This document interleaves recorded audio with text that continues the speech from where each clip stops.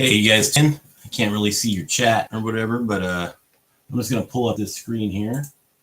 We're going to get started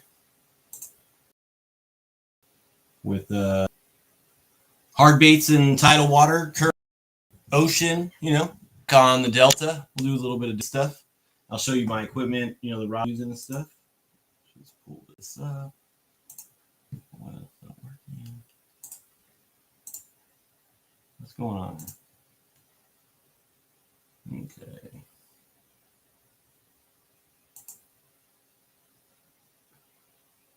Oh, okay. That's what's going on here.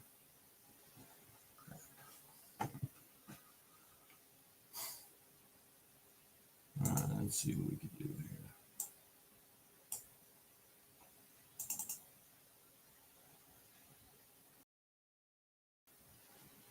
That's not what I want to do.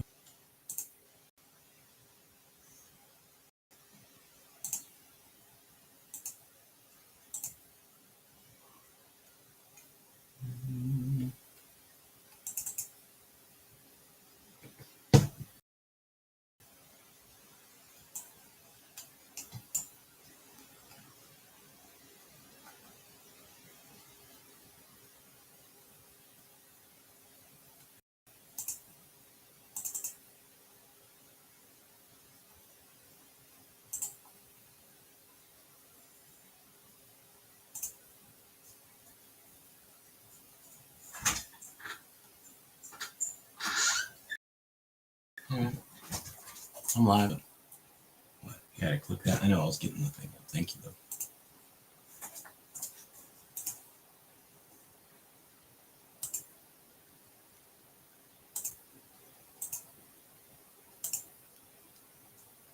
No, you're clicking that one. This one? This is the screen you're trying to share. Just click that. Share. And then pick how you want to share it. See your little face there, and then here. All right, perfect. Thank you. Yeah. All right, guys. I got straight with some instruction here. I'm an old man. Caveman. All right. Bing bong. This is what we're talking about. First, we're going to break down where I'm going, what I'm doing, all the little things. So I got this pulled up. So this is Newport Harbor.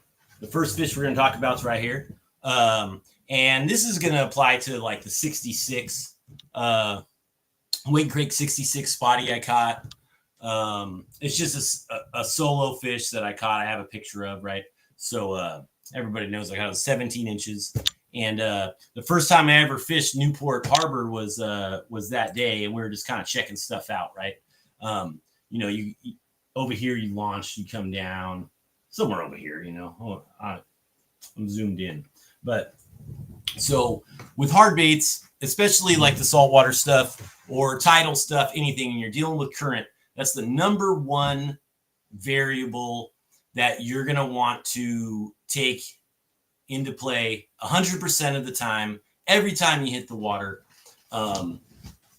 I made a story the other day or something. I was saying, like, I'm looking for condition. I was kind of making a joke because there's so many variables in the salt with conditions, where it comes to water clarity, water temperature, what tide it is. Is it the big tide or the small tide? What's the moon? What's the water clarity? This new thing I've been looking up on offshore is like chloro growth, but you're always looking for, like, is it dirty or what? Why is it dirty? Is there bait fish in the area? If it's clear, what do I need to do to still get the bites? What are the fish doing, and what are they relating to because of the conditions? There is no condition that makes them bite, right? There's not a condition. It's just it's a bunch of variables coming together, and that allows the fish to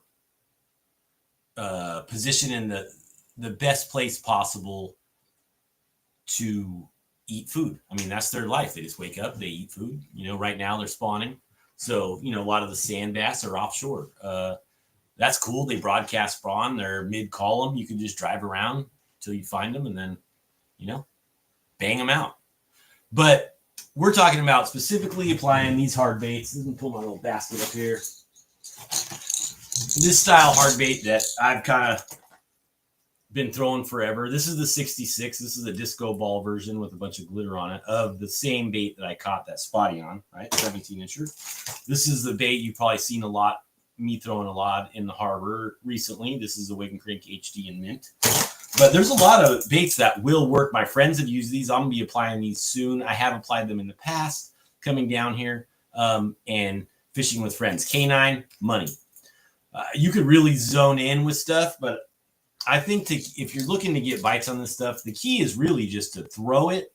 And some people say throw it all day. I'm not, you can, of course, you throw anything all day, you'll probably get bites, but there's key times. And then there's other stuff that's still a big profile. It's the same concept, right? But you got to remember, a lot of the new people that get into swim baiting, I think a lot of them just want to throw the big stuff because it's cool. And it is. It's definitely cool. But swim baiting is really just matching the hatch, right? So you got to remember that. Throwing the swim bait, you still want to match the hatch.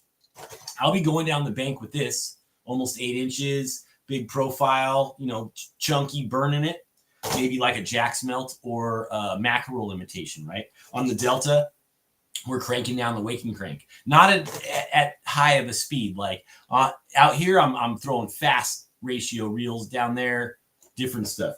But you could throw this stuff because it's matching the hatch, right? I'll be throwing this and then pick up a 15-gram jig because there's a bunch of small bait next to my boat, flip it out and bang a 5-pounder. And I was catching smaller fish on this, right? So you want to match the hatch all the time. So there's other stuff. This is like a big rattle trap. This is like a cool punker, but also does subsurface stuff that we won't talk about. So I catch a giant on it. This here, I said, oh man, this kind of looks like a opal eye. Not really. I'm going to do a better job on some other stuff, but this is my personal stuff. I'm going out there and cracking on this, right? So this style bait, crank down style baits, really, it's pretty basic. I've seen out here, they'll eat it on the slow grind. They'll eat it. They really like the burn, it seems like.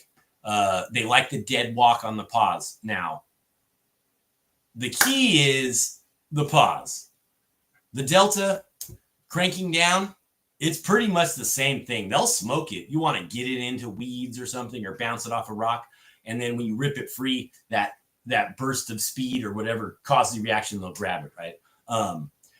I've done great burning stuff on the Delta, but with so many weeds and trebles, it's not always the best option, right? A lot of times you're like running edges and you need it to hang. But they definitely, like, I throw the heavy Wade Jr. weighted down on the Delta like this right now. And if I'm throwing this, cranking it down, I'm reeling it as fast as just burning it till it's like swinging and almost blowing out. Pause, burn, pause. They'll come up and smack it. Like, you really want to, their metabolism is at the highest it could be during these months, right? So just like in salt, I'm doing the same things, and I'm burning it. Sometimes they'll eat like a meandering swim just out over open water. But most of the time it's a burn pause, or on the pause, I'll give it a dead walk, boom, boom, boom, boom. And then when you start up again, they crack it, right? So let's go over here and look at this map. So when I first came into Newport using my almost 30 years of tidal experience fishing for bass, I looked at the map, and I also looked at all my conditions, right? All my conditions. So over here is where it goes to the ocean. If you're not familiar, this is Newport Harbor. This goes to the ocean. Bing bong. You can see the beach here.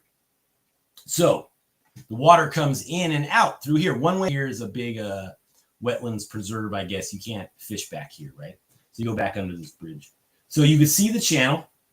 You can see this channel. You can see some shallow spots, and this is an island, Balboa Island, right? So your current's going to be coming in here and then sucking back out, in and out tide, right? You don't have to deal with the swell. You don't have to deal with the swell inside here, but you have to deal with the current. So this is very delta-ish. I instantly wanted to talk about a slow tide. Slow tide, there's two tides out there. There's going to be a big tide where you have usually 3 to 5, you're 3 to 4 feet. You're up to 7 sometimes, I've seen.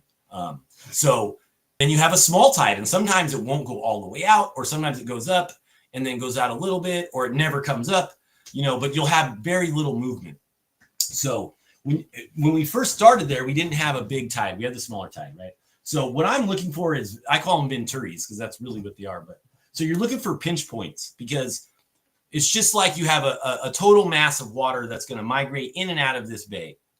It's like you're constant, right? This has to go in and go out depending on the gravities, sucking in and sucking out, the sea level. So it's predetermined what's going to push in there. So the water's pushing in.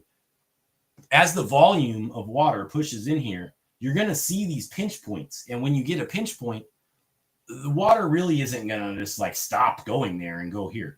It's going to push through as hard as it can, right? Because water you can't compress it hydraulically, even in a line. You'll break your car motor if you got water in the cylinder, right? Because it can compress gas, but not water. So it's going to push through these little, see, that's a little cut right there. That's a little cut right here. So it's going to push through these at the highest speed possible. And usually the fish are going to be right at those super high current areas, even the bass. The bass will get in the current so nasty you will never believe it. A lot of Delta guys are looking for out of the current, maybe just off, your current seam, lots of current, slack water. You don't want to fish that seam. You want to look for these seams on the water too, because it's very crucial. If you can run that seam, the fish is there. If you're 3 feet to the right in the slack water, they might not want to shoot out. I mean, in the current, you're going to want to throw in the current. If you're in the current and you're too far in the current and the fish is chilling right in that dead zone, right next to the current, they might not want to shoot out there. You want to get it close to them. So these pinch points on the way in, the water's going to push through here, boom, and then it's going to come through here. See, this is a Y, really small, boom, and it pushes out. It's going to keep pushing out here. So these docks are very crucial. Even here, it's pushing in. This sees some current, but see the channel. This is the mass of the water. So this is going to carry the most velocity. And when it comes across here, in that tournament, all the fish I weighed, almost all of them, besides a couple that Phil caught behind some docks on a tailspin that saved us, we caught like 3 of our 5. I don't remember, like right here on this one dock. It just kept reloading. Boom, boom, boom, boom, boom, boom. So then when the tide goes out, it's going to sweep back across this way. So this gets hit on both tides equally well. So I instantly knew, like, no matter what, I'm going to hit this in the tournament. This also, current comes in, bing, right on the nose of this point. So these are very high percentage areas, right? This, you see how it comes in like this? Over here, you might not get the push. I didn't really see a lot of velocity of current in here. We did do okay in here, but it didn't really cause a pinch point because it would kind of spread out, right? It's going to like flow, flow, flow, flow, flow. But here it has to go into here, and it has to go into here, right? So we're coming through. I recognize this area. We're fishing some eelgrass and such. Actually, I didn't get bit. Phil was getting bit. Steven got bit. In here, there's a lot of eelgrass here and some mooring cams, I guess they call them. So very common. But I always want to throw the swim bait, right?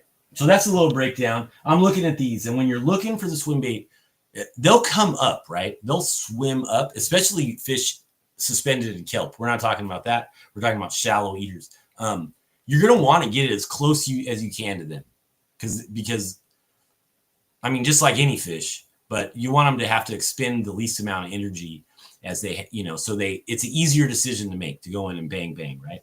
So I'm looking at this and I'm like, holy moly, this is so cool. I'm seeing these pinch points, and then we're idling around. I'm going to close this. Where'd it go?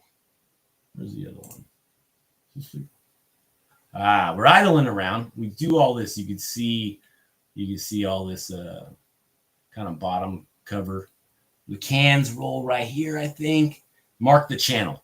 Guys did great. You could throw the tailspin out here, ripping it out of the eelgrass, throwing the jerkbait. You could just straight wind the jerkbait, all the stuff. Cool spotties, a lot of boats. Cool stuff, right? Traditionally, like what I've learned how to catch them, right? Well, through all this, I seen this, and I was like, oh, sorry.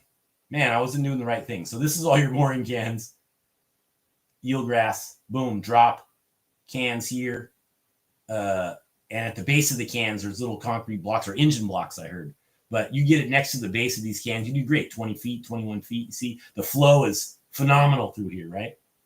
Also here, it's going to push up over on the income, create like a little current turbulence on this ledge. Great place on the income. Great place on the outgo. They'll sit on this backside, right? But we're talking about shallow fish. So I said, what the heck is this, bruh?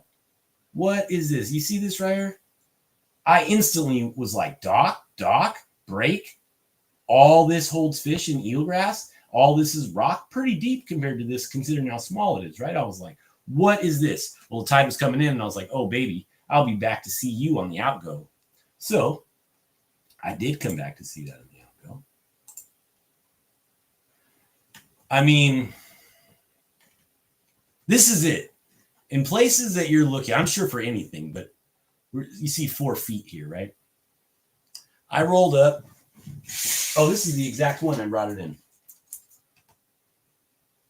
Just a 66. It's weighted kind of heavy. It kind of suspends. It's nice to have them suspend, add lead tape if you need to. 1X hooks, you know. I just had straight 18-pound fluoro. 764 Kaimana. It has size 1 hooks. You don't need a super heavy rod. You know, if you just want to, especially with the smaller fish and they really pull, you know, you don't want to pull hooks if you can get away with it, right? So lighter rod, decent line. I'm not like really in the docks, so I wasn't worried about fraying the braid. So me and Steven rolled up. He made a cast here under a dock. We made a cast here. I made sure I got right in the right position, right? You don't want to like cast. You want to roll up and position yourself so you make the best cast possible right away. You're going to get bit on the first cast. You don't want to miss if you can help it, right? So one of the things people don't talk about is increasing your fish catches, is learning how to cast. People really don't know how to cast a lot of times. So being accurate and improving your mechanics will help you catch more fish. But when you come in here, right? Can I zoom? Can I zoom on this full screen? Bing, bong. All right. So current's coming out. What you can't really see here, but it's kind of illustrated. You see this dock? It's out here. The structure is on this. The structure is on this deeper dock. What you're looking for is for the sharpest break in the funnel, right? The funnel, just like Bill Murphy. Well, when I came up, see how this shelf is shallow up here, and then it's a quick drop. Well, here, there's like a little rock pile, a little retaining wall thing, and then it shoots down deeper faster. So the fastest angle from deep water to shallow is always going to be where the better fish move up and move down. That's just how it goes. It's just the rule, right? So I recognized that instantly. I could see the little rock pile sticking up. I came in, I made my cast, reeled it down. Oh, I came in, I made my little cast. There's a rock pile here. I said, I'm going to cast here and come right down the shade line, out go. And then there's also some like riprap aggregate here. Walked it down, reeled it. I was like, dang, I should have got bit. Let me throw this pause in there, right? Dead walk.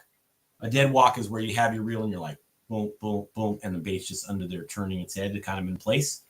Dead walk, whap. The line jumped like it does with the plastic worm or a jig. So bing, reeler in, 17-incher, pretty good one. I've caught a couple that size, but a few in the 18-inch range last year. But it was a good fish. Ate it on the swim bait. No problem. I didn't, I threw it a little bit around out here, but it's just not the optimum bait for that, right? It's not the best presentation to cast here. So having the mentality of like, I'm going to throw this 66, right? This is a small bait. It's only 6 inches. Saying, I'm going to throw this all day, everywhere.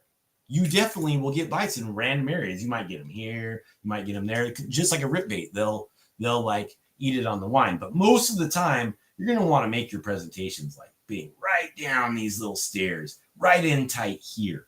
The pilings on these docks, if you could access them, walk it next to the piling.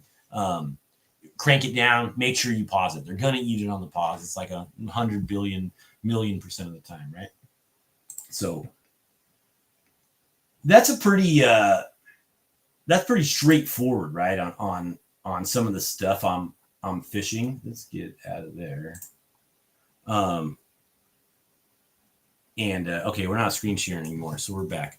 So when you're rolling up on that thing, it's like I said, it's pretty straightforward, right? It's like you're looking for a break and you're looking for current seam. So like I said, you'll have the slack and you'll have the current, and that seam is very important. You want to look at the top of the water for that. So when I'm coming into areas like even in the harbor, let's see if it's not too bad. Let's see if we can pull up. In the harbor, I'm looking for similar stuff, right? I'm looking for points. I'm looking for places that will squeeze down and increase the current velocity. It's gonna attach.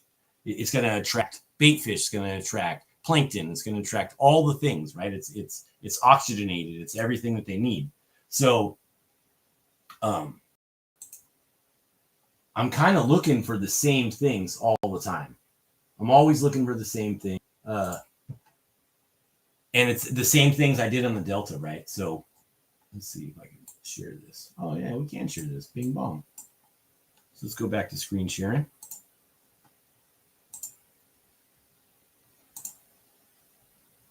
Oh, we're going to do this one.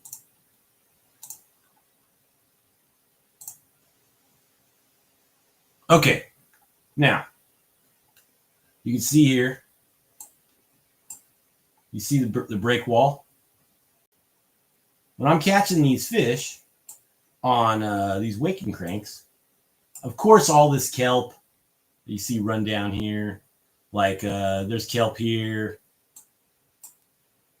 the kelp here, the kelp beds, firming. When I'm running these baits on the kelp, it's pretty straightforward. I'm just running lanes and I'm looking for the leading stringer. If you don't know what the leading stringer is, it's going to be where there's current and whether it's going uphill or downhill. It's going to be the kelp stringer that sticks out the furthest and the current's hitting it right directly. It's not going to be one to the side or in the back that has some current on it.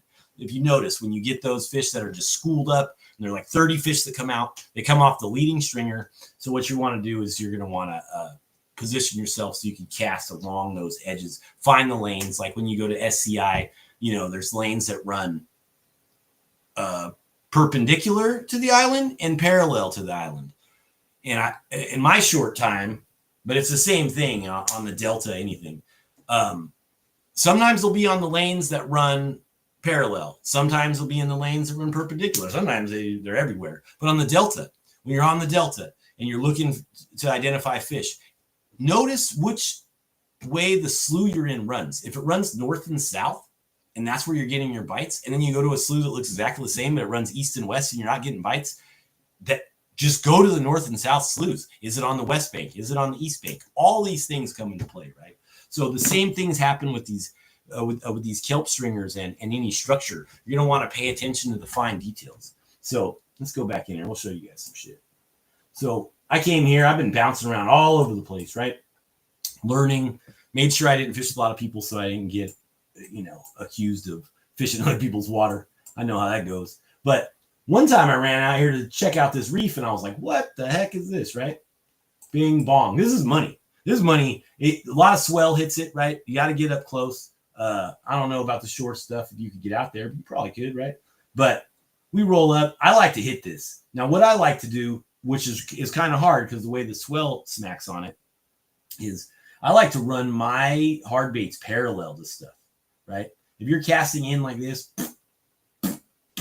your fish, sometimes they'll chase it out. But most of the time, your bait's in the zone for like 2 feet, 2 feet, 2 feet, 2 feet. That's no good. That's no good. You want to get a cast like this that runs down, right?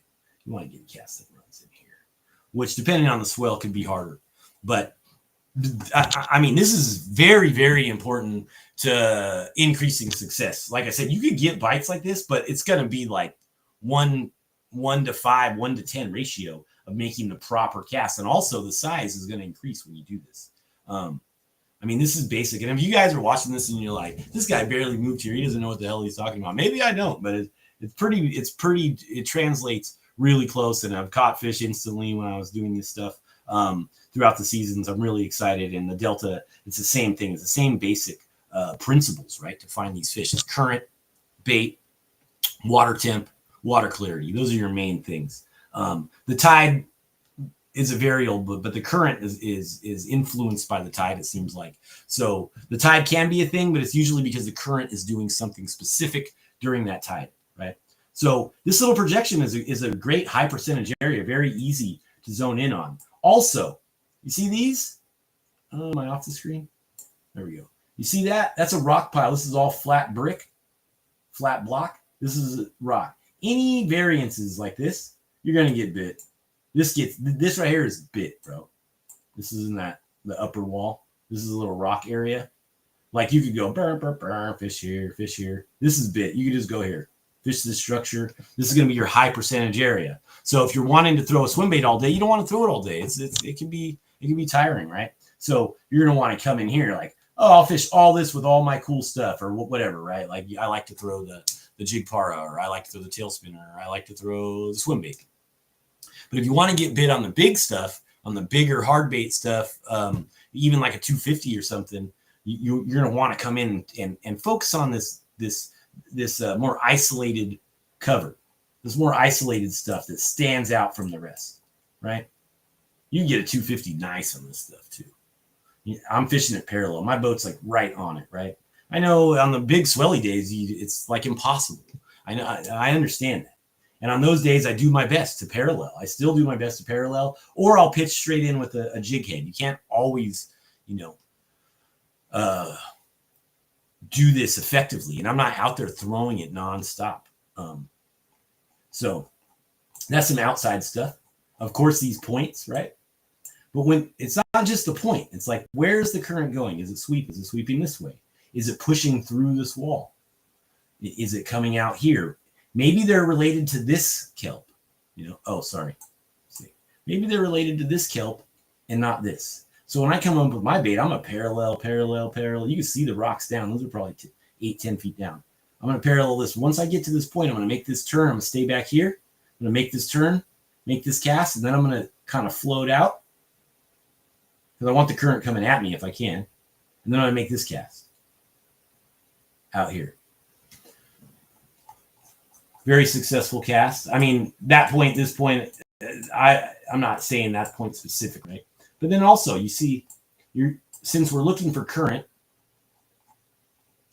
where's the current going to push into this harbor, right? It's like a very large opening over here. So it just pushes in. But also, this is a pinch point. This is a venturi. So when you have current coming in, it's going to whoosh, boom, bing, bong, right? This is an anomaly here. This is an anomaly that stands out. There's most likely going to be fish here. There's a point here. I know you can't fish everything because it's off limits, right? But it's the same basic principles in here. Even on the islands, when the current's coming around here, the oil island, bing, look at this little guy there. See that? It's very recognizable as this is a money feature.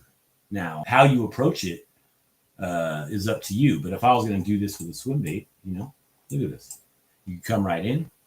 You can fish all this very effectively, depending. But I'm going to watch where the current is. The current's coming here. Boom. I'm going to set up here.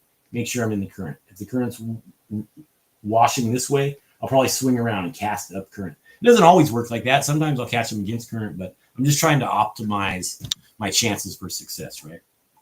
So that's some basic stuff. It's not really like there's no secret recipe. It's just recognizing the optimum places to get bit. Like in here, even like you got these pinch points. You have certain high percentage areas. Are you going to get bit in stuff in the mirror? But when you're trying to throw a big bait that is already getting fewer bites because of its size, and you're trying to get the larger fish, you're going to want to make sure you're fishing in an area that probably has the larger ones, right? Or you're just going to get burnt out and then lose confidence, which is the worst thing you could do, right? So, all right, let's stop screen sharing. Hide. Wait, stop screen sharing. we're back now. Wake and Crank 66, first one I was talking about. These are very basic baits. You can fish them just like a rip bait. If you fished a Lucky Craft 190 or any rip baits where you just cast and wind, this is basically the same thing, right? But it wiggles a little harder. It looks close, it looks close to the bait fish. It's the same principle with these, right? I'm just throwing them, like I said, dead walk, fast retrieve, everything. K9, different profile, but it's the same. I'm doing the same thing, right? I'm just showing you guys baits. Maybe you have them in your box and you can relate to them. This is like a big rattle trap. Very cool bait, different presentation, but I'm matching the hatch, right? So on the Delta, it's very similar, but it's on a smaller scale, of course, right? Because of it's not the ocean. So we'll do one more screen sharing because I told you guys we do the Delta. So Frank's Track, my old home. So you can see a ton of pinch points here. So this is where I cut my teeth. All of this, right? So all of this is tight. All of this always has current, and it has giant stripers and bass and all down here and all around, right? So this was almost 30 years of my life, me getting it the fuck in out here, like for real. So that's why you'll hear a lot about places up here by Kings Island and stuff where guys really like this. Oh man, they're loaded in here in Disappointment or in White Slough, because look at this. Well, look at everything we have here. We have an oxbow. So all these things are creating variables in the current. Sharp point here. So you're going to have current splitting on the income, pushing this way. When the current's pushing this way, maybe it's going to come off both sides. I would say it would come down here, and this is going to be a point. You're probably going to have fish offshore in these weeds here, right? All because of current. Now, applying these, are you ever going to do? Yeah. I'm going to do some 10-inch truchas for sure. I got the molds out, actually, dusted them off. But you see all these points that are going to create these areas, ambush areas for bass. So when you hear people say, oh, man, I really like White Slough. Well, look at it. Look how cool it is. Look at all these pinch points and areas that fish can hide. I mean, look at this. Look at White's here. Money. Look at that. I want to throw a frog on that right now. You know what I mean? So it's the same concepts. And when I'm rolling up, like say I rolled up here with my Wade hogs or something, I want to look at this. Look, you got like a little reef. I guess you wouldn't call it that there. It's like a little berm. We call them on the Delta. We call them berms. But this would be like an offshore thing, up shallow. So if I'm coming in here and it's a low tide, I'm definitely going to fish this if there's some water on it. Now, if it's only like a foot, probably not, 2 feet, and there's some good weeds or something, definitely. But the current's going to be going up and over it, up and back, all this. It's probably wood. It looked like wood to me there, if I remember right. So, and some dead toolies and stuff. So all these little areas are creating pinch points and eddies for fish to feed on bait fish or where bait fish live. Now, on a high tide, I'm definitely going to come in here and put that Wade Hog's wake or something right on their head through there. Bang, bang, bang. Look at this. Boom. So when you're coming up here, you're going to get your bites here. You're going to get your bites in these little depressions. For the most part, maybe it's the point of the depression, right? Maybe it's the current. Maybe the current's sweeping here, and they're like, I don't like this. I'm going to be here. The current's hitting this, boom. Or maybe you have to punch that, right? But throwing the Wade Hogs from here, reeling it right along that thing, going to get you bit. Wake and Crank Wade Hogs. I'm just matching the hatch, whatever I'm talking about. Even like a micro mink, all these crank downs, kind of translate. So the Delta is definitely a complex character, and there's no deep water really, wow. Plenty of wind, look at that. But see, like I loved Frank's Track. I lived right here, I lived right over here. So I love this area because it had this big open water, all this stuff, offshore grass. And I would fish this kind of like offshore kelp, like big open lanes. A lot of guys didn't do it. It used to be really good. Sea lions live in the Delta now. If you guys didn't know, we have resident sea lions having babies there. I don't even think the biologists are on it yet. That's going to be on the National Geographic channel soon, about the only sea lions that live in freshwater their whole life, because nobody will take care of that problem. But anyways, yeah, so I would fish a lot of this stuff, all these, and it would be right by these breaks. Some of the best bites I ever had in the spring will be on this north side of Little Franks. The water blows through here. It's like, March, you could get up there and cast a jig in like 2 feet in the water, and it just tumbles down. Catch them here, here, here. Striper spots in here. All this is great striper. This is like my striper secret, dude. This is fucking phenomenal at a certain time and a certain tide. But you can see it's kind of the same thing I'm talking about. It kind of looks like Newport Harbor almost. And when I'm bringing those waking cranks in here in the weeds, sometimes I'm hitting these points. I'm hitting this point here. See how it has the biggest. Actually, let's pull this over. If you pay attention, this is a point. See that tiny depression? And those are going to hold fish that small, right? Whatever that is, what is that? Fig tree. So this is a fig tree overhanging the water. You're going to want to throw a rat there. So you can see I'm basically just matching the hatch when I'm going down this thing. And that's what's really started was, and it's all about. Don't believe the hype. So let's go through some equipment, which can be crucial to success on these baits. So first, very basic. This is Alexa 3. You can see I have the DRT handles on there.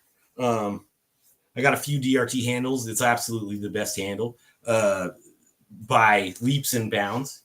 The knockoffs don't even come close. It's kind of a joke. But so this is just a basic 3-to-1, 6.3 to 1 power handle.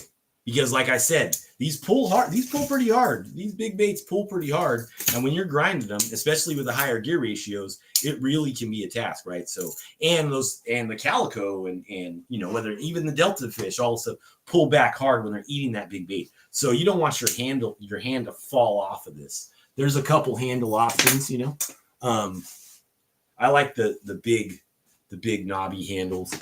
One of my varials came with this flat knob thing. I'm not into that. Get that out of here. Not into the flat boys. And then you can kind of see this leader. I think this is 50 I was throwing on this. 50 or 40 is what I throw on this bigger one. On my 66, I'll throw straight copoly sometimes, but a lot of times I'm just throwing like 30, maybe 40, depending where I'm at and what cover I'm fishing. It usually doesn't affect it. And like I said, I'm really burning these things. I'm really just grinding and then pause. Grind, pause, walk, which is twitching the bait under the surface like this. The head's doing this. Pause, grind, and then it's going to come on pause. I'm going to be uploading some Cast the Cash here soon. I have it all compiled. But the line jumps like a jig. It's pause, whack. You hit it, you bow up on them, right? So Alexa 3, I'm a Daiwa guy, without a doubt. Daiwa's the way to go. I wouldn't recommend anything else. Not any of them. So heavy leader. This one has 65 pound. I like the 65 pound. I know that 50 is probably very capable. Also, I use I call it a monkey fist, but it's a uni to uni. Because when I first came here, I was using really heavy leader and lighter braid, and I had the RP slip a couple times. So I just went straight to the uni to uni and used the big guides, right? So see, you can see what I have here. This is another Alexa 3, and this has the big power handle on it. 65 pound braid, brand new. This has a little bit lighter leader on it because I was throwing something else on it. But and you can see here with my Kaimana, it's just the iRod 803. So the 803 has the big guides on it, and I'm with the uni to uni. I really like the big guides. We actually have my rod, the 764 that's been released for swim baits in the Genesis series and the Quercus series is actually coming out in the Kaimana 764 for the salt. And it's going to have the same size guides as the 804 and the 803. So you can throw big leaders, big braid, braid to leader combos, even if your leader is 50 or 60 pounds, you know, we'll have the guides large enough to, if you want to reel the knot through the guides, which I kind of do because I like a longer leader. So that's going to be awesome. That's going to be attached to a lot of my swim baits when it finally comes. It should be here pretty soon, to be honest with you. But this is the 803. This is one of the most amazing rods I've fished in a while. This will throw up to the depths 250. It's not rated for that, but it has no problem with it. And I've been throwing soft baits, hard baits, everything. Amazing rod. I would actually have a few of these because I'm doing some other stuff with it, like punching and stuff. But then my main setup for my bigger stuff, right? So like I'm throwing the K9, I'm throwing that waking crank. I'm throwing this depths 250. You know, the Calico, I don't know if they still do, but I haven't busted it out when I'm here, but I've caught plenty on it. The Calico will absolutely crush this thing. I burn it. I smoke it and they'll just eat it on the paws. I learned that from Matt Peters. Shout out to Matt Peters. But bing bong, I got a whole bag of them here, right? So when I'm throwing this bigger stuff is what I prefer to throw, is the larger stuff. I'm gonna throw a swim bait. I like to throw the larger stuff to imitate that thing. If I'm gonna throw something else, I'll throw the 20-gram jig para or the 15-gram jig para, you know, or something that is gonna match another type of bait. I'm not switching to just go smaller. I'm like, okay, if they're not gonna eat this bait, what other food source could they be feeding on? And maybe they're on crabs, and you switch over and and these aren't going to work, right? Or you put on something like this that's red, and then you get some bites uptight in the rocks. So focusing on the forage bases is really going to help. Now, my main setup that I've been rocking is the 804 extra fast. It's really a mod fast. I don't think it's extra fast. They have a moderate, and I had it. I personally prefer this one. The moderate, if you like parabolic blanks, it bends like a rubber band. It bends all the way to the handle. So a lot of guys like that. I personally do not. I want to pull. I want backbone. So I throw this 804. Like I said, it's rated 2 to 6. It'll probably throw more than that. I throw the 250s, all the stuff on it, all my bigger stuff. When I'm throwing the 66, a lot of times I'll throw the 80, even smaller. I like to. It has smaller hooks, right? I'm not throwing 1/0 hooks. So with even the Tiny Clash, the Tiny Clash, I'm not going to throw on this rod. I'm going to throw it on a lighter action rod. And that's based on the size of the treble hooks, right? Because you don't want to yoink the treble hooks out of their face. But you can see I got the DRT 150 power handle on this sucker. I don't have the right cover, but we don't care. We'll roll that thing. It still stays on. So, and then this is Alexa 300 XSP HD 8-to-1. So this thing absolutely smokes the baits in. The ratio is super fast, and I got 65 pound, like I said, to the 40 or 50, and I'm casting it out there, and it's hitting, and you can see how I'm holding it, and it's just like with the 8-to-1. And that's how I'm rocking it. Sometimes they'll want it or a little slow, quick. The dead walk I'm talking about is kind of like this. With the 8-to-1, you have to be careful. You want to just do small movements, or you could use your rod. Sometimes the rod will overwork it, but in general, I'm casting it out, making these parallel casts with these faster reels if I can. And this is just for leverage. If you guys, I see a lot of people say the longer handle speeds up ratios or something. That's impossible. And it's very easy. The shaft is fixed. The shaft can only spin so fast. The handle doesn't affect how fast this can spin. What it does affect is how much leverage you have. So cranking a certain load is going to be easier, just like using a cheater bar or a breaker bar when you're breaking loose a bolt. If you don't break loose bolts and work on stuff, I don't know how else to explain it. But so I have it on the 150. These DRT power handles are sick. They're 140 or 150. I have it on the 150. I leave the counterbalance on it. I don't know if it's supposed to slide. I just let it slide. You know? What do I care? So anyways, I am 100%, million, trillion, gazillion % believer in the iRod Kaimana series for the salt, whether it be the surface iron rod that I just flew out of my boat or the boat rods or all the way down to the 733 spinning, casting, the finesse rods. On the Delta, I use the 794 for just about everything in the Kaimana series. My swim bait rods have the larger guides. They'll cast braid to leader up to 30 pounds. I use up to 30-pound leader on the Genesis Sniper or the Toxic Swim. Those are great options. I just have these really cool options in my hand, the 804 and the 803 that I wanted to get some work in on. And that new Kaimana is coming. I have actually a couple of my blanks wrapped with bigger guides, and I'm really stoked on those, the Quercus and the Sniper. So I'm excited for that Kaimana to come through. That's coming out. Adam OC Fish Slayer's rod's coming out too.